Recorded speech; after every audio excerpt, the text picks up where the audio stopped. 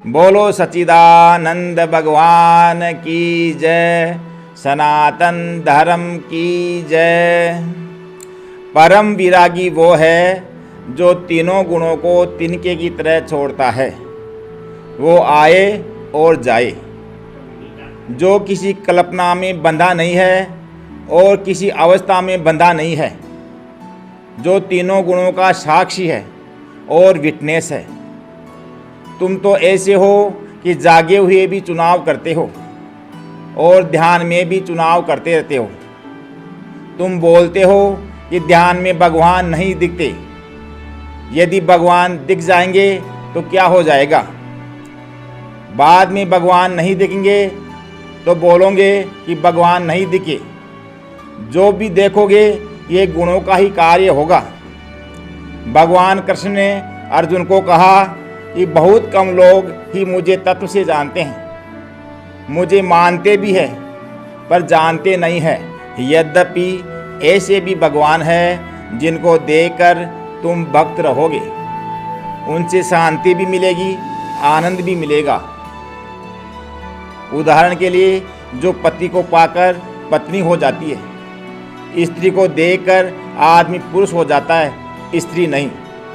वैसे ही भगवान को देखकर आदमी भगत हो जाता है और भगवान को जानकर आदमी भगवान हो जाता है।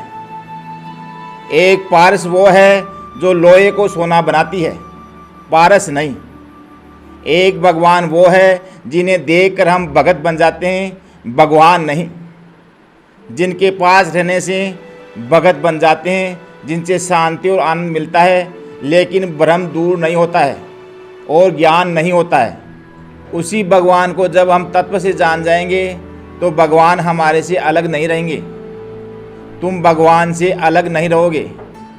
ऐसे गुरु मिले, तुम चेले हो गए, उनके दर्शन का लाभ भी मिला, उसका आनंद भी मिला, पर इसका मतलब ये नहीं है कि तुम गुरु को आत्म रूप से जानने का प्रयोजन ही नहीं करो। आत्मवेता हर्ष शोक से परे होता है। उसे हर्ष का हर्ष नहीं होता है और शोक का शोक नहीं होता है, जो गुणातीत हो जाता है, जहाँ कोई चुनाव नहीं रहता है। बधाई है तुमको कि इस सत्य को जानने की चेष्टा करो। इस शरीर में जो सत्य को ढूंढ लेता है वो उस सत्य को पा लेता है। यदि ब्रह्म सब जगह है, समान रूप से है, वो ब्रह्म तुझ में भी है। यदि गड्ढा अपने में मिट्टी पा जाए तो वह सब जगह मिल जाती है।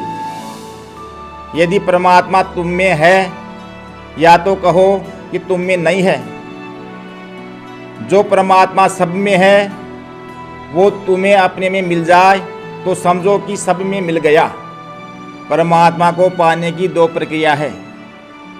पहले सब में भगवान को देखो, बाद में अपने में मिल जाएगा। दूसरी प्रक्रिया है, पहले अपने में भगवान को जान लो, बाद में सब में मिल जाएगा। यदि तुझ में भगवान है, तुमने पहचान लिया क्या? क्या आप देह को परमात्मा मानते हो? क्या आप आँख को परमात्मा मानते हो? क्या आप मन को परमात्मा मानते हो? क्या आप बुद्धि को परमात्मा मानते हो? क्या आप अहंकार को परमात्मा मानते हो? या परमात्मा है ही नहीं? या तुम कह दो कि वो मिल गया। तुझ में वो मिला तो तुझ में और उसमें क्या फर्क है? तुम चेतन हो, वो जड़ है क्या? तुम देखते हो, वो दिखता है क्या? अच्छा, वो जड़ नहीं है, वो चेतन है। वो चेतन है, तुम तो नहीं हो। अच्छा, वो भी चेतन है, तुम भी चेतन हो। तुम चेतन हो, तुम विवेकपूर्वक देखो कि तुम्हारे होने को कौन जानता है। तुम अपने होने को आप जानते हो, किसी से पूछो मत। जब इंद्रियां छोड़ दी, मन छोड़ दिया, विचार और कल्पनाएं चली गई, फिर देखो कि तुम हो कि नहीं। तुम्हारे अलावा जो जानने में आता है वो सब जड़ है। इंद्रियां भी जड़ है, मन भी जानने का साधन है, मन की चेतनता भी उदार की है। चंद्रमा प्रकाश करता है, पर चंद्रमा का प्रकाश उदार का है, वो सूर्य के प्रकाश से प्रकाशित होकर चमकता है। इसी प्रकार इंद्रिया व मन आपके द्वारा प्रकाशित है।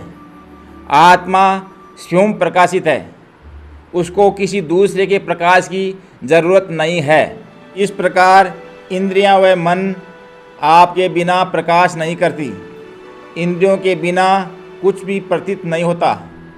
इन इंद्रियों से जो कुछ दिखता है वो इंद्रियों का विषय है। ध्यान में मन का विषय दिखता है, ध्यान में गुरु दिखता है, ध्यान में भगवान दिखता है। ध्यान करते करते लोक लोकांतर दिखाई देने लग जाएंगे। सब दिखेंगे लेकिन तुम नहीं दिखोगे, तुम देखोगे। ध्यान करते करते 1-2 सेकंड के लिए जो दिखता था वो चला गया, हो रहा था वो चला गया। जिस समय ये कुछ नहीं, उस समय तुम हो, इसका सबूत भी तुम हो, और यह है इसके लिए भी मैं ही सबूत हूँ, और अपने होने के लिए भी मैं ही प्रमाण हूँ। मुझे होने के लिए किसी दूसरे की प्रमाण की आवश्यकता नहीं है। जो सबके बिना भी है उसका नाम परब्रह्म परमात्मा है। ये चारों ओर जो ब्रह्म है वो ही मेरा आत्मा है। इसलिए आत्मा ही ब्रह्म है और ब्रह्म ही आत्मा है।